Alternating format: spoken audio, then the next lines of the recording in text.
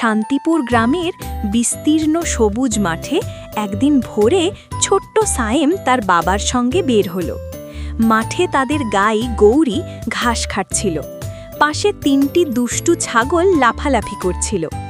আকাশে শালিক আর দোয়েল উড়ছিল, আর দূরে একটি হাঁসের দল পুকুরের ধারে খেলছিল। বাবা বললেন, সায়েম, মনে রেখো, প্রতিটি প্রাণীরই এই পৃথিবীতে একটা কাজ আছে। সায়েম কৌতূহলী চোখে চারদিকে তাকালো। হঠাৎ তারা দেখতে পেল একটি ছোট্ট ছাগলছানা কাঁদছে। সে কাঁটা ঝোপের মাঝে আটকে গেছে। সায়েম একটু ভয় পেলেও বাবার হাত ধরে ধীরে ধীরে এগিয়ে গেল। বাবা সাবধানে কাঁটা সরালেন, আর সায়েম আলতো করে ছাগলছানাটিকে বের করে আনল। ঠিক তখন গাছের ডালে বসা পাখিরা যেন আনন্দে চিৎকার করে উঠল। এমনকি পাশের গরুটিও হাম্বা ডেকে যেন ধন্যবাদ জানালো। সায়েম বুঝল, সাহস আর দয়া থাকলে যে কোনো বিপদ মোকাবিলা করা যায়। বাবা হাসলেন, আজ তুমি শুধু একটি প্রাণীকে বাঁচাওনি, তুমি শিখেছ সহানুভূতি।